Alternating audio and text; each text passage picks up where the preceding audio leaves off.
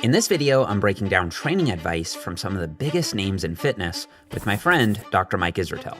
Mike has a PhD in sports science, is a competitive bodybuilder, and one of YouTube's top fitness educators. Still agree with that? Yeah, even more than when I said it. I have a degree in biochemistry, multiple peer-reviewed papers, and 6 natural bodybuilding competitions under my belt at the national and pro level. Hey, that's cool. I actually like novel exercises. There's no science on that. We'll each get about 30 seconds to give our take. No fluff, just straight critique. Now, this isn't about calling anyone out. A lot of these lifters are better bodybuilders than us. They're clearly doing the big things right. Our goal is to break down their advice through a scientific lens and then share the things we'd tweak. Let's get into it. I want to start with, in my opinion, the greatest bodybuilder of all time, Mr. Ronnie Coleman. So this is a pretty famous clip. You went on Fuad's podcast and made the claim that you think Ronnie would have had better quads and a lower risk of injury had he trained in a more science-based, optimal way. So let's listen. Fuad, the short answer is they would all have bigger quads with less injuries if they trained more like we're saying. Yes, absolutely, yes. We still agree with that? Yeah, even more than when I said it. No one has ever looked back at almost anything in history and said, man, that really was an optimized process. Now, a lot of people would have 2 problems with that. One is they assume, the champ is the champ is the champ, and thus they did it right. And they did it right for sure, but there's better degrees of right that could have separated Ronnie Coleman even further from the rest of the pack. And the other one is more of an egotistical, emotional thing. It's one of those like, well, how dare you criticize the person? So taking absolutely nothing away from Ronnie Coleman, yes, he could have been better if he used very commonly accepted, well-understood mechanisms like more scientific approach to training. I strongly agree with the injury aspect of that. I think one of the probably main reasons that Ronnie got really injured is that he cranked the dials on a lot of different variables. He trained with very high loads, very high intensity, and very high volume. Those 3 things combined is more injurious than just turning up a couple of those variables. Sure. So take Dorian Yates, for example. People say, oh, Ronnie trained so heavy, that's why he got injured. So, well, Dorian Yates trained heavy too, but he had lower volume. With he could have had bigger quads point. What do you think of the fact that his genetics get him this much quad growth? Let's just say his supplements get him this much quad growth. The fact that he's training hard at all gets him this much. Now, putting a little more extra optimization on it might give him that much more. I would agree with that. Is that much more going to be noticeable to the human eye? We don't really know much about Ronnie. Let's assume his maximum recoverable volume under all decent conditions was, let's say, 25 hard sets of quads per week, or just making up numbers. Yep. But it turns out that he averaged about 22. And so we could surmise, based on a current understanding of volume, that if he was 3 sets shy of optimal, so he might have missed out on a few percentage points of growth. But as we've been finding out in the recent literature, if your systemic fatigue is not a limiting factor, potentially for some muscles, 20 and 30 and 40 sets per week for short sprints is even more hypertrophic than numbers less than that. And so there may be a world in which Ronnie's MRV for, let's say, his quads was actually 10 sets higher on average than he ever did. And that means maybe he could have gotten substantially bigger quads, but we just don't know. So there is an option that the reality is more what you describe, and I think that's very likely, but you never can tell. If you integrated some more sports science in this approach and this rerunning of history, you could have gotten radically better growth. If you're just like, wow, he really wasn't doing a lot of the stuff correctly that we thought. Usually the answer is just like, man, who the fuck are you to talk about Ronnie? Which is dope for bro vibes, but I wouldn't call that thinking. Sure. Okay, awesome. All right. Next, I want to look at some different steroid talk from around the industry, and we'll start with none other than a hot take from the Trend Twins. 99.9% of people should not take fucking steroids because you don't know what you're doing. You don't have the money for it. It's a waste of money. It's a waste of time because you're not going to stick with it. I think the most effective way to deter people from taking steroids is actually something that you've been doing, which is highlighting the mental Taking impact. tons of steroids. Taking tons of steroids, no. Is highlighting the mental impacts. If you're someone who's struggled with anxiety and you know how bad that feels, knowing that that could be exacerbated with steroid use is probably going to be a really strong deterrent for you. The other 2 things that I think are actually quite effective, telling people that it increases acne. People do not want acne. 2, it might make you bald early on, in your 20s even. Yeah, I have 2 more. One, it can reduce your proximate or even ultimate intelligence level, which is real bad news, especially for developing brains of young people. And the other one is, especially if you're under age 22, some kinds of steroids, many kinds, will limit your growth vertically. So if you want to be a tall king versus a short king, probably stay off the sauce.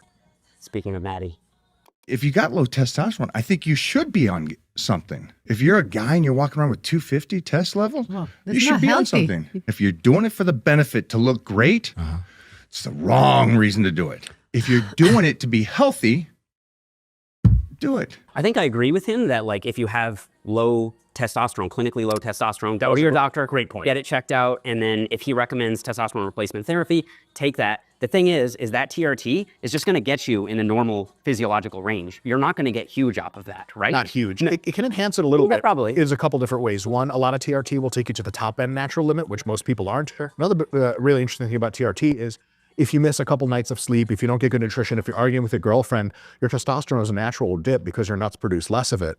But if you're doing TRT, it's stable, high levels all the time, which subtly, over time, does expose you to more hypertrophic potential. It's just comical to me that Michael Hearn would say don't do it for appearance, where he's like seemingly a vain who does it for appearance. And listen, I'm the vainest of them all, but at least I deal it straight. Because there's a lot of people that if they took testosterone or they took a bunch of different steroids, they still would look like shit.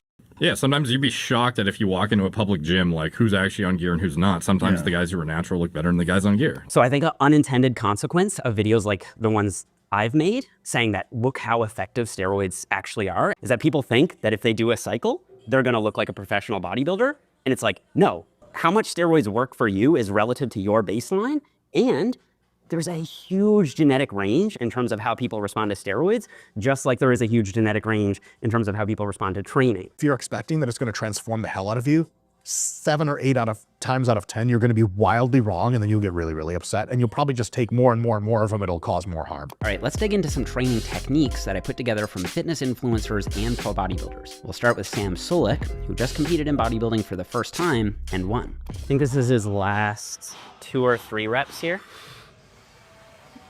5 plates, Smith machine squat.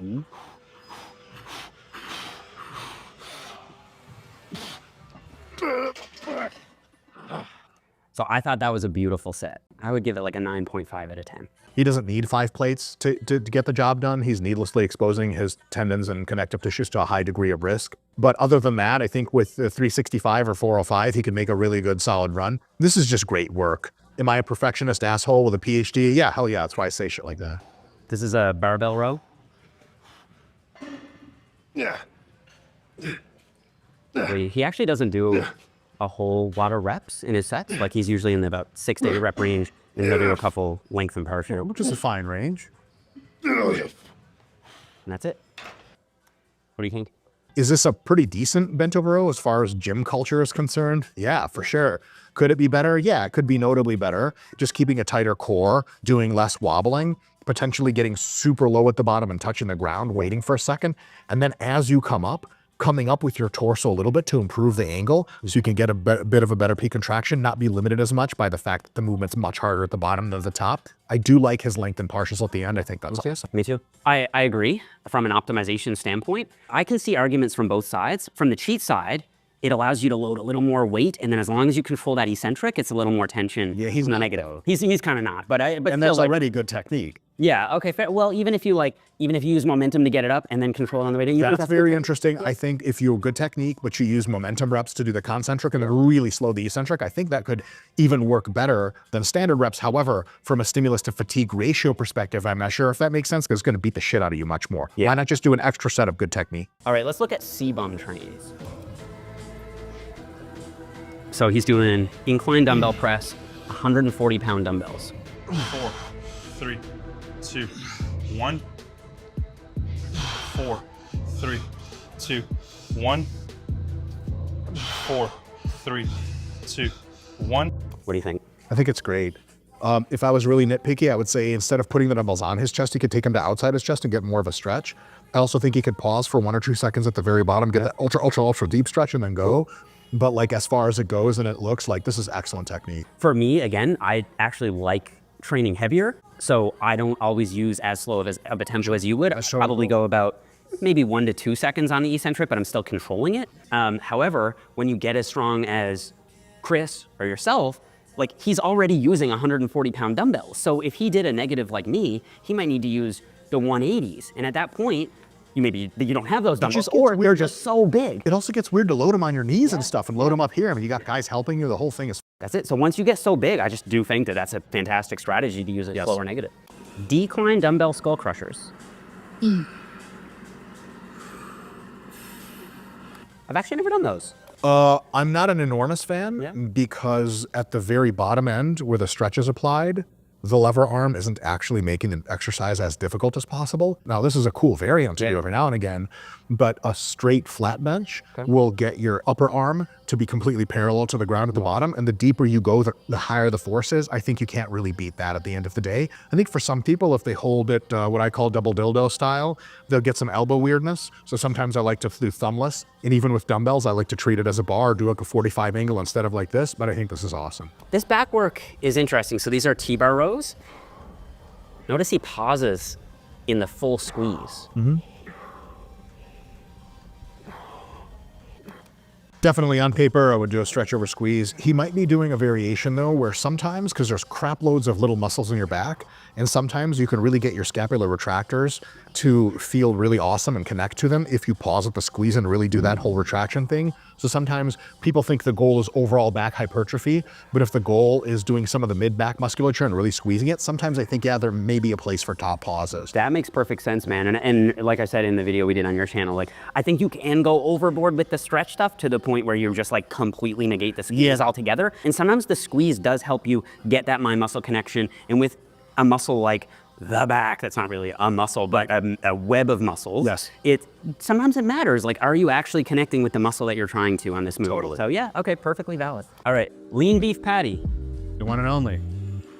So these are seated hamstring curls, and you can see she's leaning forward over the machine. So I like this technique. I personally do lean forward.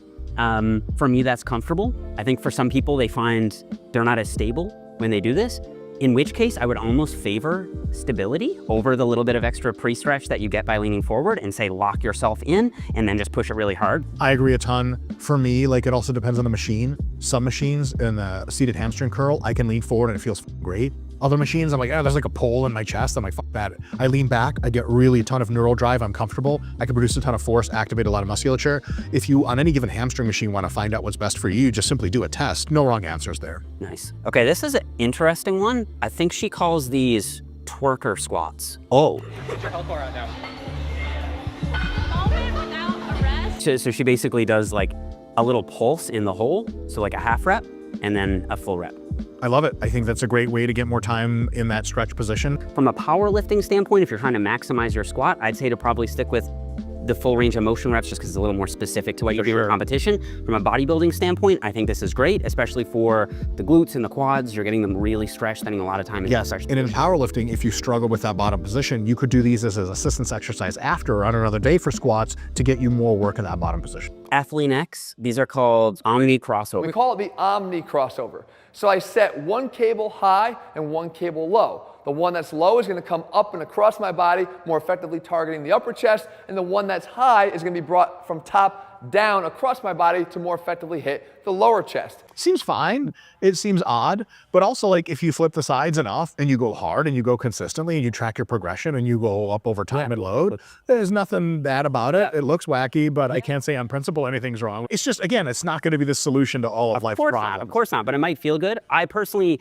if I'm trying to target upper versus mid versus lower, I do what's called a cable crossover ladder. So you just set up the cables high for your first set, fly downward, set them mid for the second set, set them low for the third set, and that way you can kind of target all three. What I do is I do months of training dedicated to lower, months dedicated to mid, months to upper, while keeping the other ones on the back burner, and then I can really have months of progression that actually grows the chest where I want. Such a Mike Israel thing. Jay Cutler 2003 back workout. No pain for you. Come on. Come on now.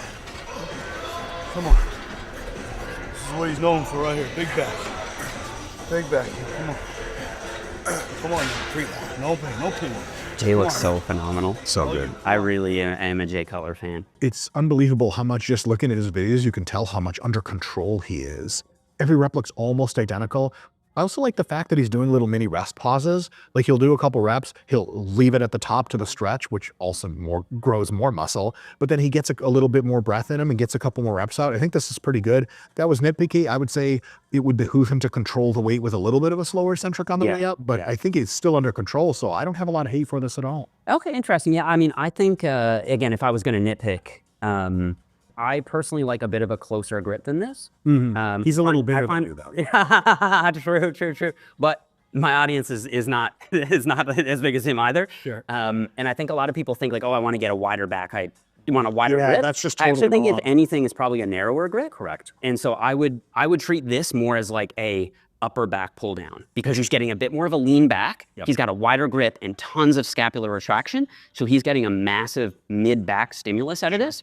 If he wanted to target his lats a little more, or if you were wanted to target their lats a little more, I would say probably actually take a closer grip, a neutral grip, and focus on driving the elbow down with a more upright posture, especially at the top. Get a huge stretch on your lats with a fully upright posture. Sure. And then slightly lean back, maybe 10 to 15 degrees to clear your face.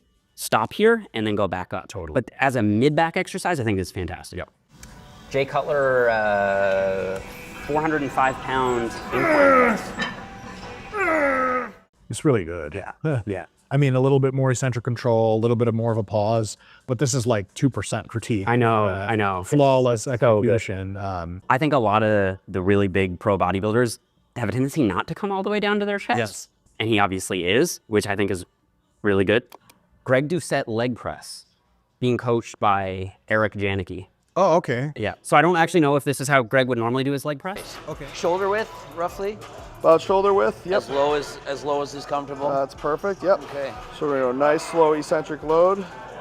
As stretch as you feel comfortable, and then push up to about there. That's perfect. Good, nice control. So breathing, I want nice controlled breathing throughout the rep. Don't try to hold your breath and then explode out. Nice controlled breathing throughout. So slow, eccentric load. Nice big stretch. That's perfect. See how much knee flexion he's getting there? What do you think? Pretty good. Yeah. I would like to see a combination of more knee and hip flexion, taking his knees and pulling them outside of his chest and getting super low. We can get more glute hypertrophy that way in addition to quad hypertrophy. So get even deeper? Correct, much deeper. Yeah, because see, his legs are almost vertical. I would like to see his knees come out and touch his armpits. And you would do that by just flaring the knees out a little bit and almost bringing them to your front delts, I guess. That's it. Wow. Okay. I personally like the low foot position here. I think it'll help him get more knee flexion, more quad stimulus. And I can't quite tell, but I think he is even going a little bit up onto his toes. Yeah. That's not something that I do. Yeah. Do you do that? I don't do that. Yeah. It sacrifices your ability to really neurally drive through your quads and really recruit tons of high-end motor units because you're unstable. Yeah. Anytime you're on your tippy toes, your spinal cord, et cetera, will tell you like, don't produce a ton of force. But that's just another way of doing leg press. It's the sissy squat equivalent of a leg press. It's a valid movement in its own right, but I think heavier work with your heels deeply planted and with your knees coming out is awesome as well, and probably the better way to do it. But this as a variant is totally cool, unless Greg Doucette is doing it. Fair enough. Okay, I'll keep this part short, but I want us to respond to a couple people who had criticisms of you and me specifically. Absolutely hate about today. It's this nuanced bullshit with all these f***ing kids that regurgitate everything they watch from Dr. Mike to Jeff Nippard to everything out there. And I love those guys and they put out a lot of good stuff. But for Christ's f***ing sake, can we just look and say, you should get back to just being consistent with training hard, Right. doing the basics, mastering the basics, and then going from there. Agree or disagree? Pretty wise. You know, if you're doing something because you've been compelled by the evidence or by the person explaining it, that it's a wise thing to try to put into your already sound plan. Dr. Mike drops a little bullshit. Jeff Nippard drops a little bullshit. Well, I can put that in. You can rationalize it. You understand why it's working. I think it's awesome. Also, if you're experimenting and trying some stuff, great. But if you like changing your plan every 2 weeks because the new influencer of the week said do this, yeah, it's a bad deal. And I think that's what's being addressed here. What annoys me a little bit is when the influencer of the week who does the new cool exercise gets labeled as science-based, like gets lumped in with science-based training. And it's like, hey, that's cool. Like, I actually like novel exercises. There's no science on that. No. People don't realize there's not one single long-term study on the back. Right. Everything that we say about back training is an indirect application of biomechanics, anatomy, other inference. Just looking for the thing is already a bad start. Get the basics going, and then everything is an interesting strategy to try out. But if you think like you've got zero back growth from pull downs and pull ups, all of a sudden that one arm lat thing is just going to be the solution to all of your problems. It could be marginally better and it could be awesome, but it's like the thing, like, ah, man, that's probably not true. Here's the thing people need to realize too. Exercise selection in and of itself is a relatively minor variable. Like really important variables are effort, how close you are to failure, how much volume you're doing, and I would argue like your technique with your range of motion and like control and those sorts of things. Like frequency. Most exercises, like common exercises that people do, are effective. Yeah. And so it's like try out different ones, see what works best for you. You know? You just got to look at any like actual athletes. That's who you should really look for to see what works and what doesn't. You get what I'm saying? And how do they get bigger for the most part? They train like heavier and harder. You know what I'm saying? I'm not saying you have to go heavy to get big, but it kind of goes hand in hand. Like if you freaking get stronger, you're going to get bigger. There's no two ways about it, man. Agree or disagree? I don't even know what the claim is, to be honest. Because it's really a thinking person or a guy who yells a lot. It's a vibe. It's definitely a vibe. Guy or vibe. I think he had your follower. I think he's really funny. I think he's really funny. Okay. But like, I mean, it's kind of insane. Like if you go to a varsity gym and look at how athletes train, it's usually pretty bad. Yeah. Like not good range of motion and a bad part of range of motion and like lots of really bad technique. And most athletes try to get out of lifting altogether if they can. Yeah. But I kind of like, I feel like I sort of agree with him that like, yeah, training hard, training heavy. I think it's not a coincidence that most of the best natural bodybuilders are also very strong. Now that could be a chicken or egg situation. I don't think it's a chicken and the egg situation. No, I think they're strong because they're big. Because cross-sectional area makes you stronger.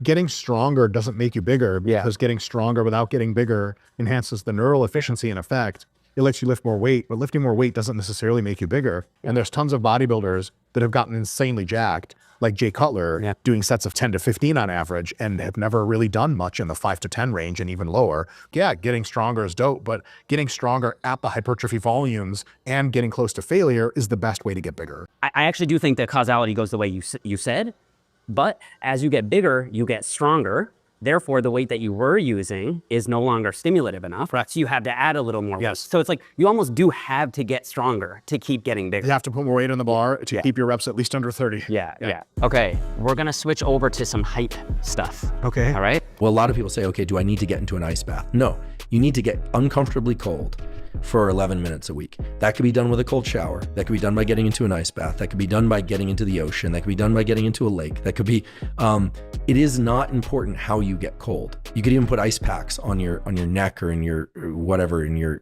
pants. Just get cold. People do that. I know that people like the cold thing because it's difficult and it's kind of shocking and it gets their parasympathetic or their sympathetic going and you get a parasympathetic rebound after, which means you're super, super relaxed, which is awesome.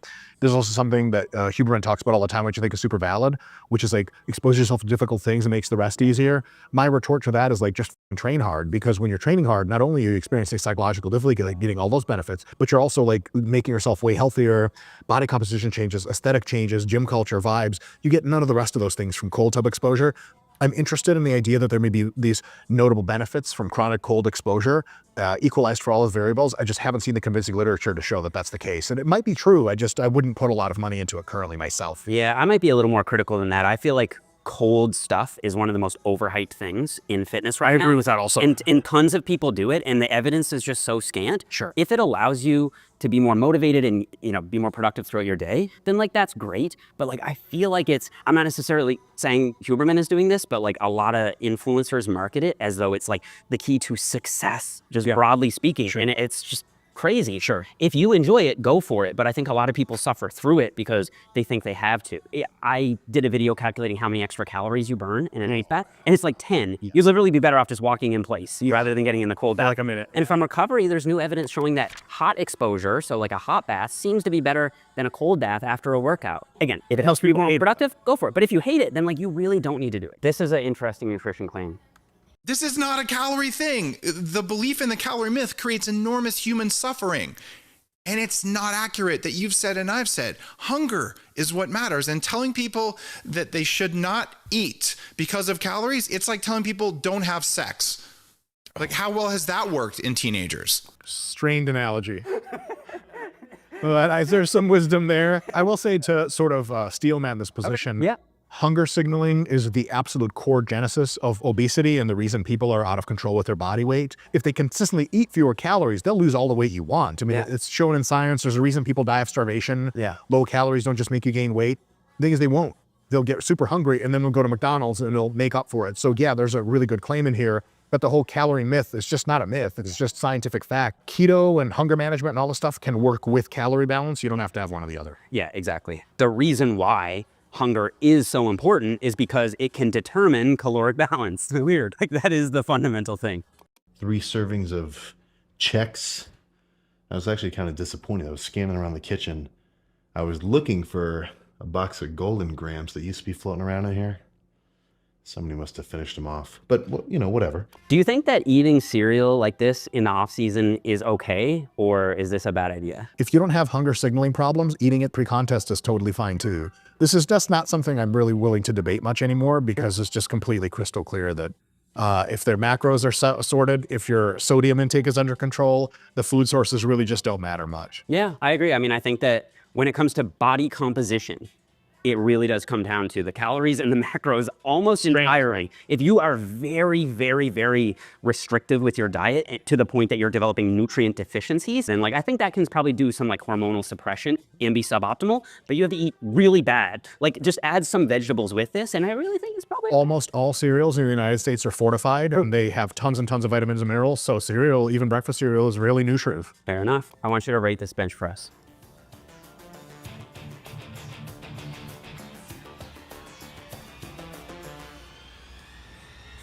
Gorgeous. 10 out of 10. I respect the out of the art. It's just super impressive. I respect the rule book. I know on Vibes it doesn't look cool, but rules are rules. And so recently some of the federations modified the rules for elbow bend and stuff. And so now that this wouldn't be legal in IPL. Correct. But if legal, I think it's a work of art. To be fair, I do think this looks ridiculous, and I do approve of the new rule changes. Agreed. I actually do. Agreed, but, for sure. I mean, if you're playing within the rules, then like this is... Then you got to do what you got to do. Yes. Have you ever seen this? Reverse press. Holy shit. That guy's mobility is next level. Color me impressed, man. Also, in the bedroom, he could do all kinds of crazy things, I'm sure, with multiple people. So here's the thing, right? I was thinking about this. He is doing scapular retraction here. So he's training his back, but he's also training his triceps. And tricep day, flipping the script. Someone's like, hey, you doing push or pull? He's like, aha. What are you even doing here? Your kind doesn't even belong in the gym. Hey man, I saw what happened there, and I just wanted to let you know that I was just like you. This is me, and I felt I never belong in the gym because of people like that. So don't get discouraged, because it does get better. Thanks, man. Looks like grooming to me. Is he wearing a Pokemon outfit? He is, yeah. So he comes in and a guy is like, hey, you don't belong here in the gym, man. And then, you know, Noel comes over and is like, you know what, man? I was in a beginning place like you, and I just want to say it gets better and you belong here too. I think it's nice. I think it's super wholesome. It's super nice. I love the inclusivity and the welcoming everyone. That's dope. And I think that most big guys absolutely exude that vibe. My wife took one of her friends to the gym recently, and the friend is someone who had been overweight for some time and is now getting leaner. But like all the compliments that she got, she'd never been to hardcore gym. She was just a Planet Fitness. And Planet Fitness, nobody really talks to her or looks in her direction. Some people kind of mean mug her. She went to hardcore gym here in Vegas, and like multiple big dudes were like, you're doing great, you're amazing. And she was like, oh my God, these people are nice. And it's like, they are almost. You're probably right that like most big guys are inviting of people who come to the gym, but you still do see the stuff about like, oh, it's New Year's resolution time. Like the gym's going to be packed with a bunch of newbies, and a lot of people don't like that. Sure. And it's like, especially if you are new to the gym and you don't have a muscular physique, or if you're really overweight. And it's like, but then those people will shit on those people for having bad physique by being overweight. It's like, you want them to change their lives or not? You're jacked already. You don't need to be here anymore. Let the overweight people come to the gym. Right? Exactly. Yeah. Okay. That's all I got, man. What do you think? I love it. This is awesome. Yeah. All right. Thanks so much for doing it. I really appreciate it, Mike. Huge. You guys know where to find Mike. I'll put a link to his channel here. Make sure you go and subscribe. He puts out fantastic content, and he does reaction content like this all the time. I absolutely love those videos. If you enjoyed the video, don't forget to leave us a thumbs up. Subscribe to this channel if you haven't already, and I'll see you guys all here in the next one.